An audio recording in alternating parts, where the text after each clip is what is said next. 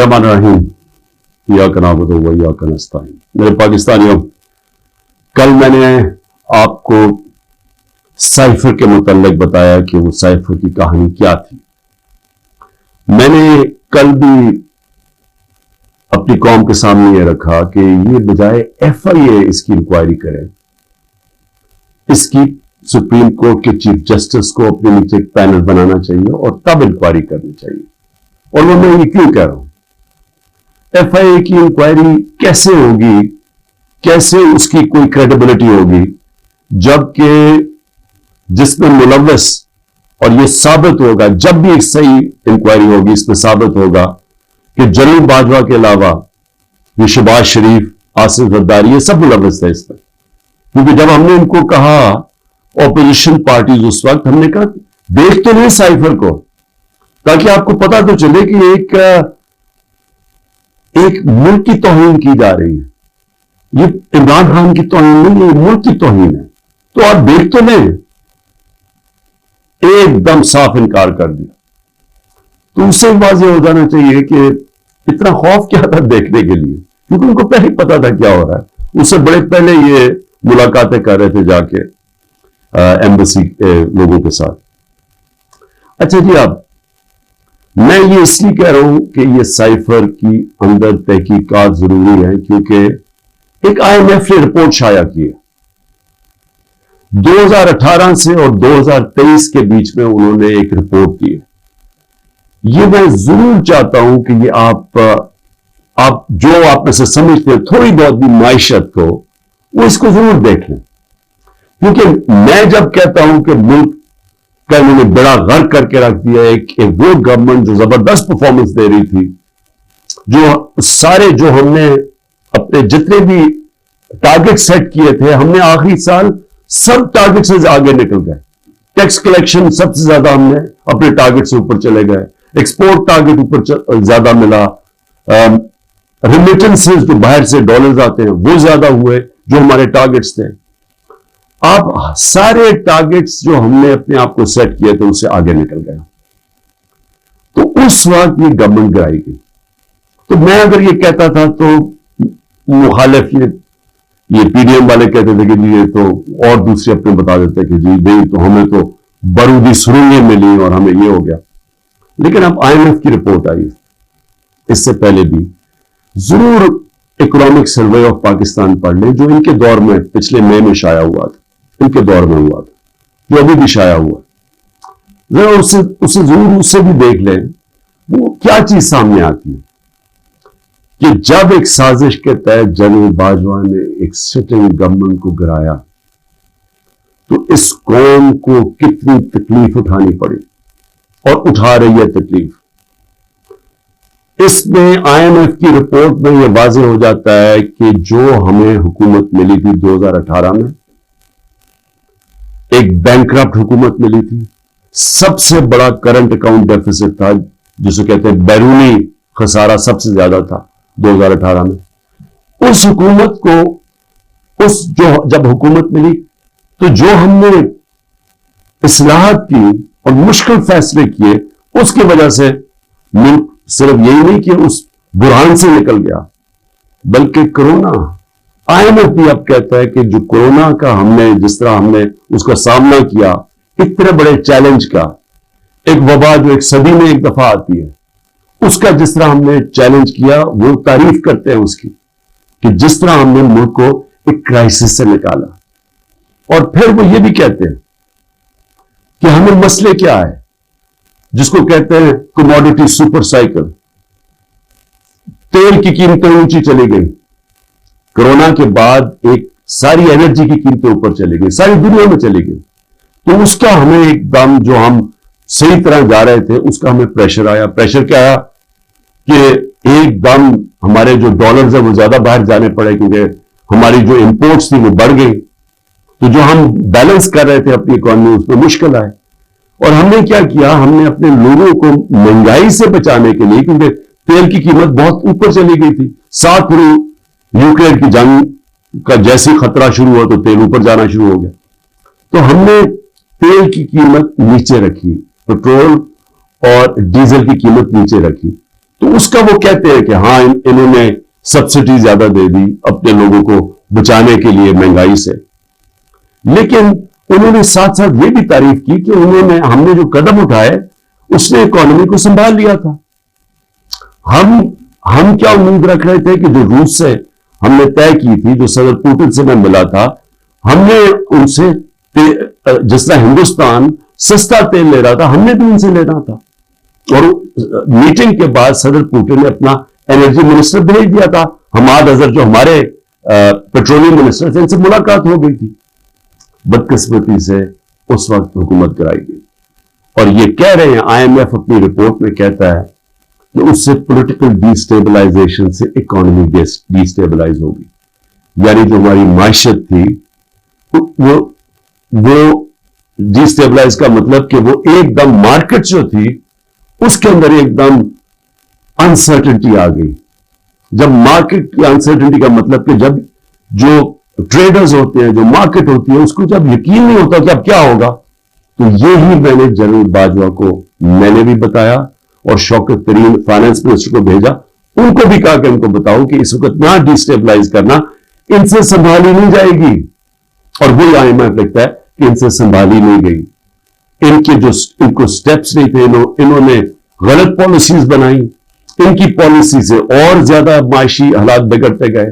اور وہی I am F لکھتا ہے کہ پاکستان کے لیے پچھلے 14 مہینے بڑے تکلیف دہ گزرے۔ تو یہ تو میں کہہ رہا تھا تب سے، اور یہ میں بڑی دیر سے لگا ہوا تھا کہنے کہ یہ جو بھی یہ رجیم چینج کیا، جو سازش کی گئی، اس کی قیمت تو پاکستانی قوم نے اٹھائی، تکلیف تو اب لوگوں کو ہو رہی ہے۔ جب ہمیں انہوں نے ہٹایا تھا تو مہنگائی 12.4% تھی، جس کے اوپر شور مچ گیا، مہنگائی مارچ ہو گئی، ہر قسم کا میڈیا کے اوپر شور، پبلک میں وہ میڈیا والے جو باقاعدہ عوام میں نکلتے تھے جی چیزیں بڑی مہنگی ہوئی، دنیا میں چیزیں مہنگی ہو گئی تھی، انٹرنیشنل کموڈیٹی سپر سائیکل تھا، دنیا میں انرجی کی قیمتیں اوپر چلے گئی، مہنگائی دنیا میں آ گئی۔ 1970 کے بعد دنیا میں سب سے زیادہ مہنگائی آئی کورونا کی وجہ سے، اس کے باوجود 12.4% پہ ہماری مہنگائی تھی، اور پچھلے مہینے 38% پہ پہنچ گئی تھی مہنگائی، اب تھوڑی کم ہوئی ہے۔ اور مہنگائی کم ہونی چاہیے اس لیے کہ دنیا میں تیل کی قیمت اور انرجی کی قیمت نیچے آ گئی ہے، کموڈیٹیز دنیا کے اندر 35% ان کی قیمت نیچے آ چکی ہے جب ہماری حکومت تھی۔ تو سوال اب یہ ہے کہ کیا کوئی ایسی انکوائری ہوگی اس ملک میں کہ یہ سائفر کا جو ایک سائفر کے ارد گرد جو سازش تھی، پتا تو چلے، مجھے تو پتا ہے کون اس میں تھے، لیکن انڈیپینڈنٹ انکوائری ہونی چاہیے، اور اس انکوائری میں پتا چلے کہ کون کون کردار تھے جنہوں نے اس قوم کے اوپر اتنا بڑا عذاب لے کے آئے ہیں، اور اب مزید آگے اس عذاب سے نکلنے کے لیے اور کتنی تکلیف اٹھانی پڑے گی اس قوم کو۔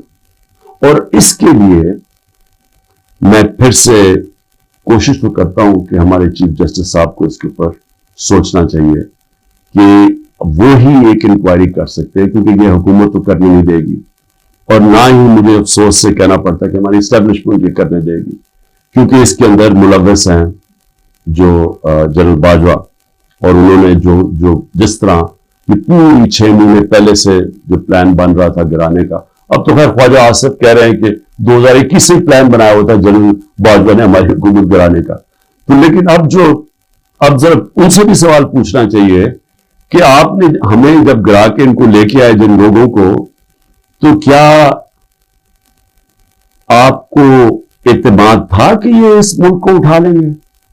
30 سال سے جو حکومت کر رہے تھے، اور ان کے دور میں کوئی مجھے سنہری دور بتا دے کہ جب انہوں نے کوئی معیشت میں بڑی ترقی کروائی ہو، کوئی مجھے پتا چل جائے کہ انہوں نے کون سا وہ کیا 99 میں جب چھوڑ کے گئے تھے نون لیگ، تو ذرا بتائیں کہ کیا وہ معیشت کے حالات آپ کو پتا تھے؟ یہ ساکھدار تھے، وہ بینکرپٹ کر کے چھوڑ کے گئے تھے، اور پھر اب یہ آئی ایم ایف کہہ رہا ہے کہ جو 2018 میں یہ چھوڑ کے گئے تھے پاکستان، وہ خود کہہ رہے ہیں کہ وہ تحریک انصاف نے بڑے زبردست مشکل فیصلے کر کے ملک کو اس سے نکالا، تو کیا کوئی ذمہ داری اٹھائے گا اس کی کہ جب اتنی بڑی طاقت ہو جاتی ہے کسی کے پاس تو کیا اس کو پھر ذمہ داری نہیں لینی چاہیے جبکہ وہ طاقت کا غلط استعمال کرتا ہے؟ اور یہ ہی انکوائری میں چیزیں آنی چاہیے. کیوں؟ کہ آگے سے ایسی غلطیاں نہ ہوں کہ آگے سے کوئی ایک آدمی خود ہی فیصلہ بند کمرے میں فیصلے کر کے ملک کو اس طرح مشکلات میں نہ ڈالے. اب میں جو دوسری چیز کہنا چاہتا تھا وہ یہ کہ اس وقت ایک ظلم کی انتہا، ایک ظلم کا ایسا نظام چل رہا ہے جس کی میں سمجھ تو انتہا ہے. سب سے پہلے تو میں جو خواتین اس وقت جیلوں میں ہیں، میں سوال پوچھنا چاہتا ہوں کہ انہوں نے کون سا جرم کیا؟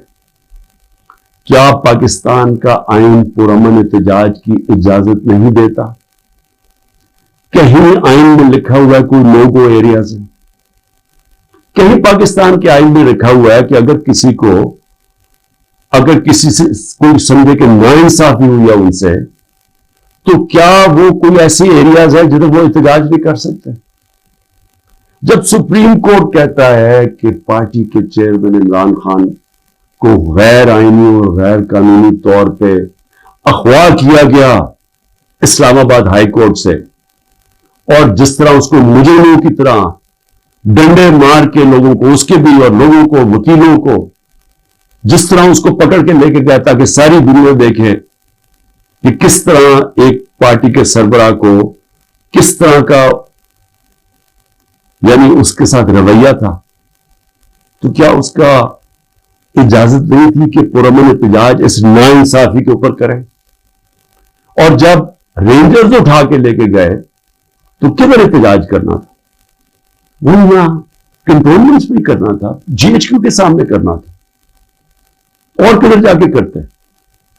تو میں سوال یہ پوچھتا ہوں اس میں جرم کیا تھا؟ جرم جو تھا جو جلائے ہیں، جرم تھا کور کمانڈر کے گھر کو آگ لگانا، یہ جرم تھا. جرم وہ تھا جو عسکری ٹاور جلائے گئے ہیں اور جدھر جدھر بھی جلائے گئے ہیں وہ جرم تھا. اب میرا سوال یہ ہے کہ کیا اس جرم میں 10,000 لوگ شریک تھے؟ کیا 50-60 لوگوں نے جنہوں نے جا کے جلایا؟ میرا اگلا سوال یہ ہے کہ یہاں سی سی ٹی وی کیمراز ہیں، کیوں نہیں سی سی ٹی وی کیمراز کی فوٹیج سامنے آئی کہ وہ کون لوگ تھے جو پہلے گئے ہیں، کن لوگوں نے آگ لگائی؟ کیا اتنا مشکل ہے اس کو ڈھونڈنا؟ یا سیف سٹی کے کیمراز ہیں، کیا سیف سٹی کے کیمراز نہیں بتا سکتے ہمیں کہ وہ کون لوگ تھے؟ کیونکہ ہم سب چاہتے ہیں کہ ان کو سزا ملے، لیکن اس کی آڑ لے کے یہ کرنا کہ پوری پارٹی کے پیچھے پڑ جانا، جدھر پارٹی کے لوگ ہیں ان کے اوپر، ان کے گھروں میں گھس جانا، نہ ان کی عورتوں کو دیکھنا، نہ بچوں کو دیکھنا، نہ رشتہ داروں کو دیکھنا، جو آئے تو اسے پکڑ کے جیلوں میں ڈال دیں. پولیس کو فری ہینڈ دے دیا ہے کہ اچھا جی آپ کی وہ جیو فینسنگ میں آپ کا آ گیا ادھر تو چلو جی آپ کو پکڑ کے ہم جیل میں ڈال رہے ہیں، لیکن اگر آپ پیسے دے دیں گے تو ہم آپ کو جیل میں نہیں ڈالیں گے.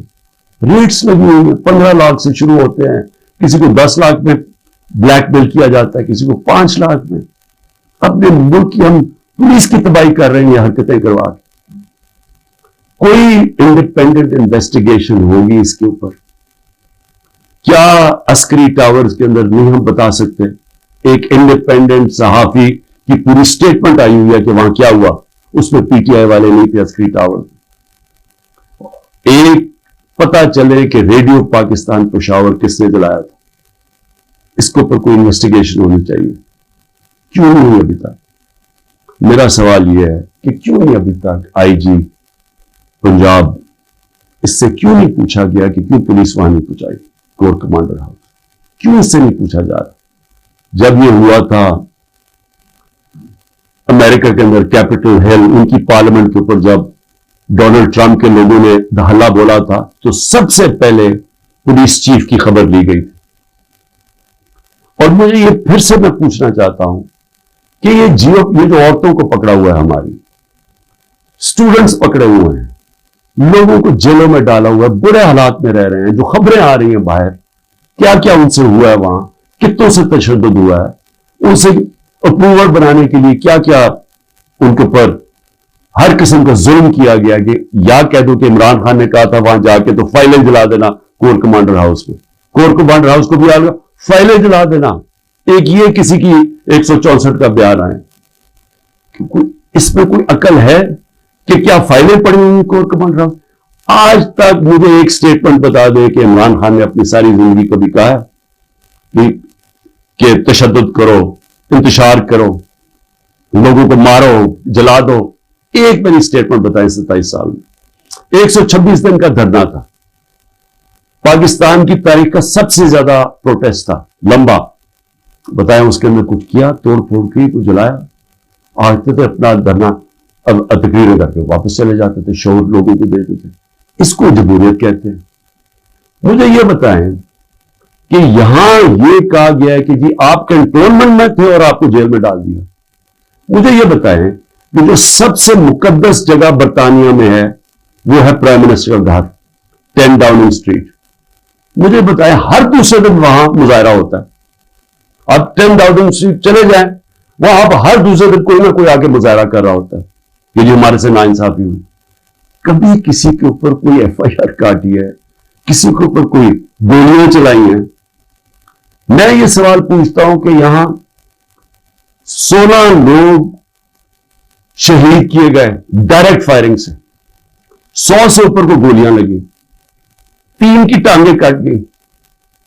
मैं ये पूछना चाहता हूं कि जो और एक पैरालाइज है, कभी किसी जमहूरियत के अंदर इस तरह गोलियां मारी जाती हैं और इंक्वायरी भी नहीं है। इंक्वायरी से पुलिस उनके घरों में पहुंच जाती है। जिनके गोलियां लगी है उन्होंने एक जगह डेड बॉडी नहीं दे रहा कि नहीं, जब तक पहले आप कहें कि आप कोई कार्रवाई तो नहीं करेंगे। उनसे एश्योरिटी लेते हैं कि आपने FIR नहीं कटवानी। सीधी सीधी FIR कटती है IGs के ऊपर। ये कैसे आपने गोलियां चला दी 69 लोगों के ऊपर? एक पुलिस वाले को गोली नहीं लगी, एक रेंजर, मतलब कि यहां से तो किसी के पास हथियार नहीं थे, तो आप 69 लोगों पर गोलियां कैसे चला सकते हैं? और फिर आपके सामने फ्रांस में एक लड़के को गोली लगी, 4 दिन फ्रांस के सारे शहरों में आग लगी होती है, 1000 बिल्डिंग्स और गाड़ियां जलाई जाती है, और खुलेआम लोग आपके सामने कि उन्होंने पुलिस को पेट्रोल बम मार रहे हैं। उसके पुलिस ने तो कोई और गोली नहीं चलाई, क्योंकि वहां जमहूरियत है, आजाद है लोग।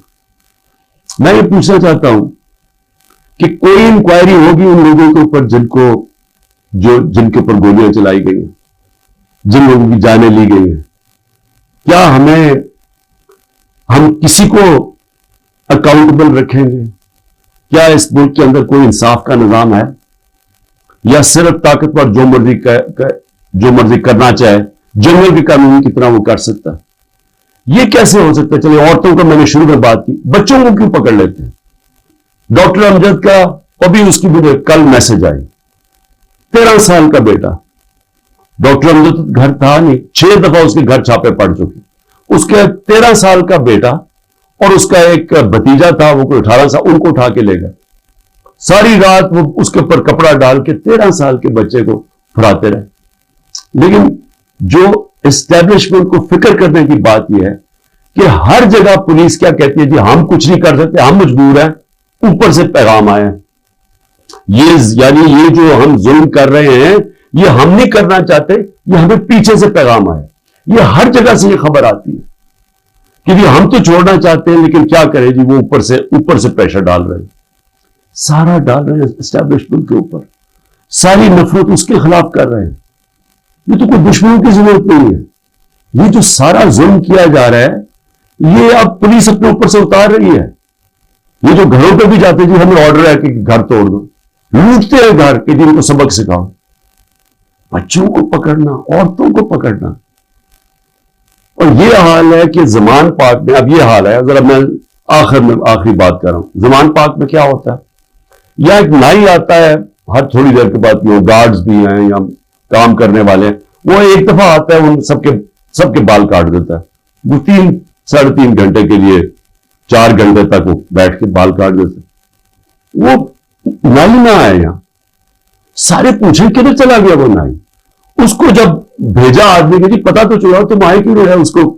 उसने हाथ ऐसे पकड़ लिया, कहते जी मेरे पुलिस पहुंच गई और पुलिस ने कहा कि तुम 3.5 घंटे ज़मान पाक में क्या कर रहे थे?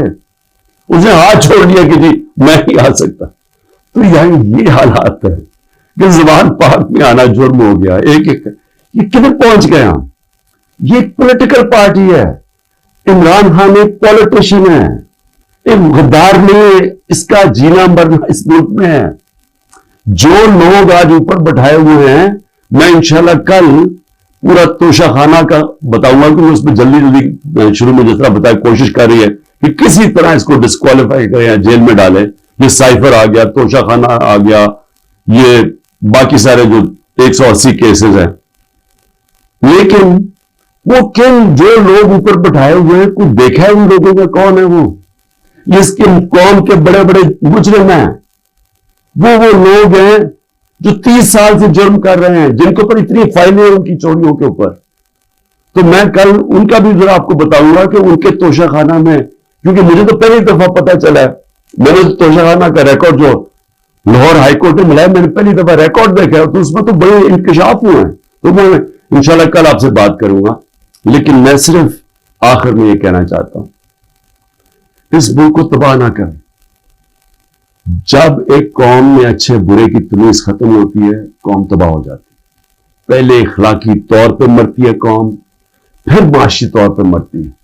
سارے جو دنیا کی بڑی بڑی ریاستیں تھیں, رومن امپائر, مسلمانوں کا مغل امپائر, یہ جو عثمانیہ سلطنت, یہ ساری ختم ہونے سے پہلے ان کے اندر اخلاقی طور پہ یہ قومیں مری تھی. اس کے بعد یہ ختم ہوئے تھے, ملک ٹوٹے تھے. دیکھیں, لوگوں سے زبردستی بیان لینا, 164 کا بیان لے کے ان کو رکھ کے ان کو بلیک میل کرنا, ان کے بچوں سے بلیک میل کرنا, فائلوں سے بلیک میل کرنا, یہ ہم جھوٹ کو سچ کراتے کراتے ہم کیا دیکھ رہے ہیں کہ یہ ملک کو کتنا بڑا نقصان ہو رہا ہے. اور مجھے صرف یہ فکر پڑی ہوئی, سب چیز کے لیے میں تیار ہوں. میں بار بار, مجھے پتا ہے کہ انہوں نے پوری کوشش کرنی ہے کہ کیئر ٹیکر آنے سے پہلے اس کو جیل میں ڈالیں, میں اس کے لیے تیار ہوں. لیکن کیا ملک کا ہم سوچ رہے ہیں؟ وہ نہیں سوچ رہے جن کے سارے ڈالرز باہر پڑے ہوئے ہیں. سوچ ہمیں, ہماری طرح کے لوگوں کو سوچنا چاہیے جن کا جینا مرنا پاکستان میں. پاکستان زندہ باد.